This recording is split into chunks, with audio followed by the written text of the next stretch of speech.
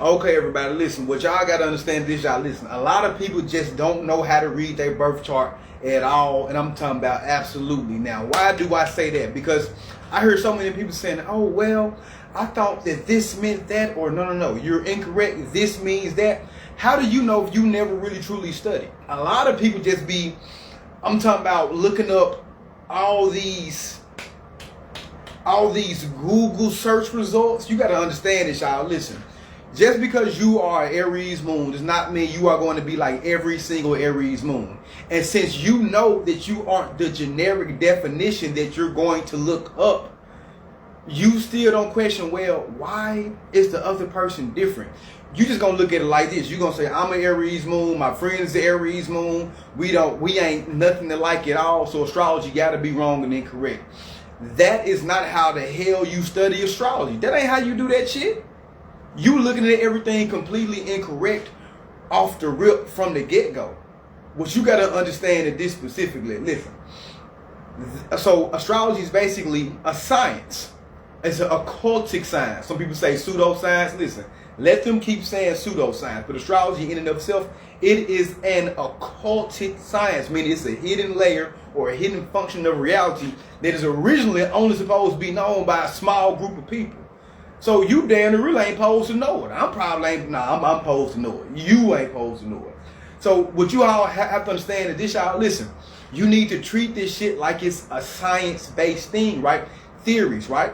I'm talking about collect substantial amounts of evidence, right? And what is the evidence? It's going to be the data you've collected by trying to predict things, trying to tell people about who and what they are, their role in the world. Like, start gathering, like you want to learn about career in astrology. Start just really honing in on learning about career in astrology, right? And start to pick up, okay, well, I read this person, this happened, and guess what? This person has this aspect, right? So these two people got the same exact placements, right? Both of them people got Saturn in Capricorn. They got Mars in Capricorn inside the 10th house. So you're like, okay, well, y'all careers gonna be this, that, and third. And their careers ain't the same. You wanna know why? Because Saturn, which controls their 10th house, is probably placed somewhere different, right? So now it's dispositing its energy signature into another sign, to another house, and now everything gonna be completely different, right? But if you just look up the generic meaning of what any planet says or what any planet and sign together function says, and you know somebody who got that and they don't act like that at all, you just stop right there. I'm like, the birth chart is like a full-blown analysis. I mean, it takes a full-blown analysis. I'm going to give you a prime example. You got a Virgo moon, your friend got a Virgo moon. Virgo moon's supposed to be emotionally intertwined with being practical, like symmetrical, wanting things in order, want some type of structure and discipline, very similar to Capricorn and very similar to Saturn in certain ways, right? You're going to know another Virgo moon and they act completely the opposite. You going to be like, well, astrology got to be fake because they say if your moon is in here, then it's going to make you automatically do that. My friend or somebody I know does not automatically do that, therefore astrology is not credible.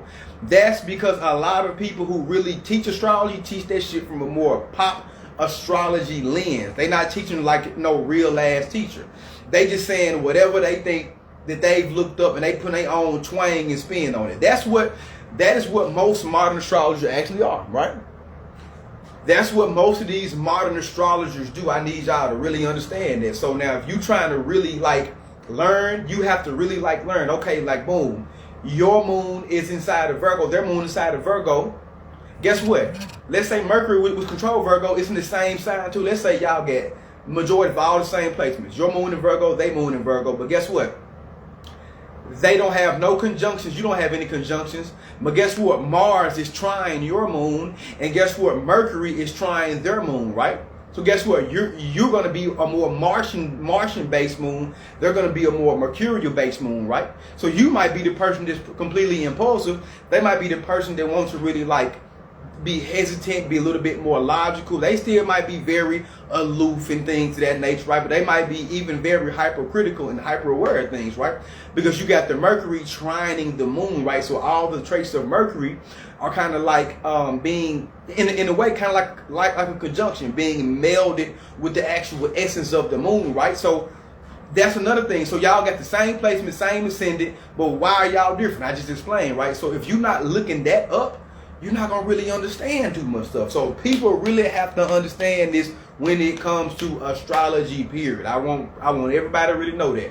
A lot of you all just do not know what you are looking at when it comes to reading the birth chart. They have a lot of ancient texts, and it seems like nobody has cared to even dive into that to really be like, okay, well, what is the root of all of this shit? Yeah, that's why when y'all come to me, I'll be schooling people. I'm like, no.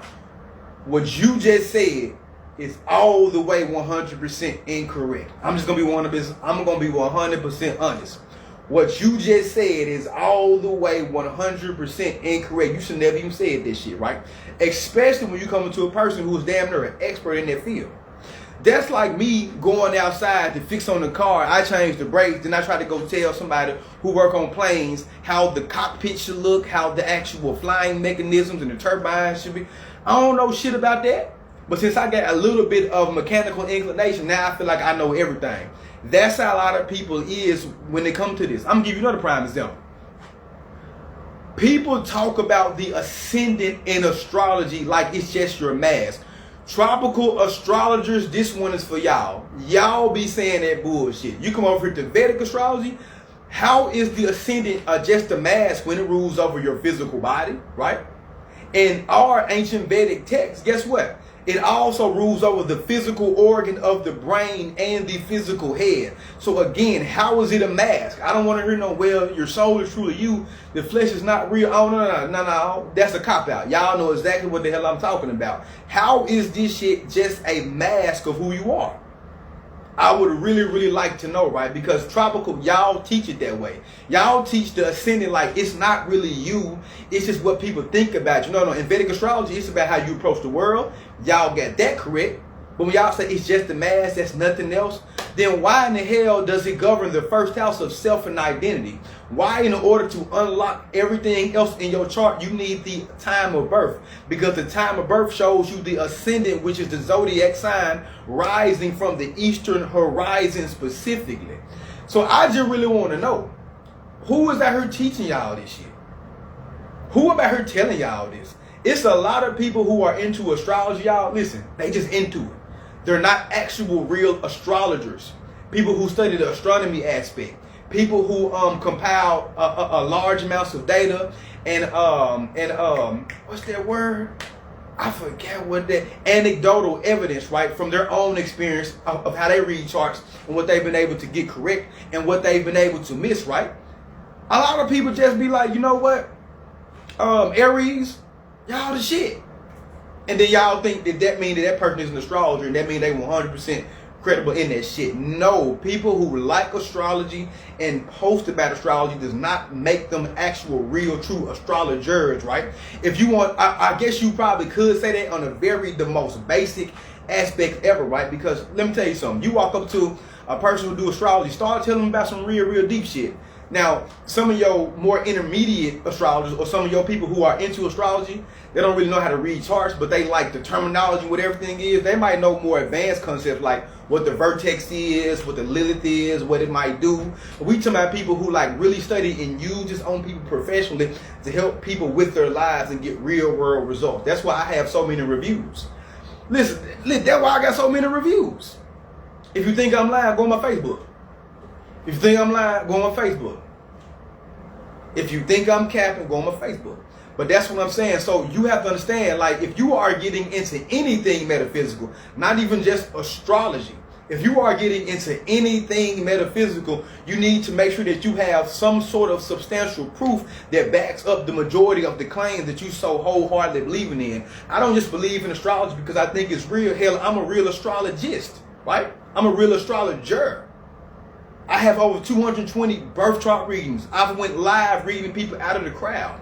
I went live and telling people about sexual abuse within their family. I've told people about health problems, health issues, about financial windfalls, all of these things, right? That's what I've been doing. So what you have to understand is this. When it comes to the average astrologer trying to tell me something, listen, that don't mean I know everything about astrology. I know so much though. Excuse me. But when a person who like barely just getting into this astrology shit try to come and tell me something, try to come put me up on game, try to come school me or something, I'm looking at them like, what is you talking about? I don't be understanding. Because they'll say some crazy shit. They'll be like, you know what, Rex? No, you're wrong. I think Venus should rule Capricorn, and it makes sense. Let me explain it. I listen to them explain it. It'd be the dumbest shit I've ever heard in my life. And for some reason, them specifically, they like, no, this shit right to me. And then they go with some other crazy people who also believe it's right. And it's kind of like a suicide cult. They crazy too. They all believe in the same shit, but they believe, you know what, let's drink this wine and put some goddamn carbon dioxide inside of it, and let's all just off ourselves. So just because you are in a group with a collective, just because you are in a group or a collective does not mean that what you all, you know what I'm talking about, have unified in belief with, that don't mean that shit is correct. It don't mean that's correct. It don't even mean it's moral, correct, any of that. But another thing when it comes to astrology, when it comes to relationships, y'all listen, a lot of y'all have to understand this. Relationships and love is not going to go the way that you think it's going to go, especially if you don't change who you are and you don't understand where the damage is actually spilling out from and coming from. What do I mean by that? So now, think about it. So now you got planets of relationship, you got houses of relationship, you got specific types of relationships, right? In order to accurately assess all of these things specifically, you need to be able to have the actual mental capacity and fortitude and time and patience and analytical capabilities to decipher exactly where the error is stemming from, right? I'm going to give you a prime example. You might have an exalted planet inside of your birth chart, but yet what that planet online generically means when it's exalted, you don't experience any of that shit in your life. I'm going to give you a prime example. The sun is exalted in Aries, right? You ain't athletic at all. Let's say the sun is exalted in Aries, you ain't athletic at all. Real talk. Let's say the sun is inside of Aries, right? But you don't feel egotistic. So when you go to look those things up, you are going to say, you know what, this shit is incorrect. Whole time, your sun is in Aries, but guess what? It's also conjunct Saturn. It's also receiving like a strong negative effect from one of Saturn's aspect. In opposition, mutual aspect, third, 10th aspect. You like real talk, trine, right? So think about it. If it's trine, that's supposed to be a more harmonious thing, even though still with its enemy sun. So guess what? All that ego that a normal exalted sun in Aries will do, you like, okay, no, I'm going to be more disciplined. If I'm going to get some form of power, I'm going to make sure that it's of a high authority. I'm going to make sure I do exactly what it takes to get there in a structured, disciplined manner. You just going to pursue that shit relentlessly like a goddamn machine, right? Or if it's a more negative aspect, it can make you what? Lethargic, right? Because Saturn is like what? Restriction. It's delay. Now you like, you know what? I don't even want to do all that. Now you like, you know what? I don't even feel like doing all that. And like, but online it say the Aries sun do this. That's because you don't understand that it takes a strong, good analysis of these charts to really be able to break it down and give people, oh, this is what it is, right? If you just go type in just, I am a Virgo ascendant, I am a Taurus ascendant, but then you read, you like, I don't really act like that. Then I read your chart, I'm like, well, no, you are that. The thing about it is that the identity, you still are a Taurus ascendant. Please understand that, right? The thing about that is this. Let's say, for instance, Venus is damaged, right? Or Venus is being blended with Mars, right?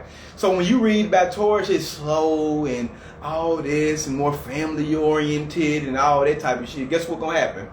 If you are a Taurus ascendant and Venus controls Taurus and it's sitting with Mars, Mars rules over what?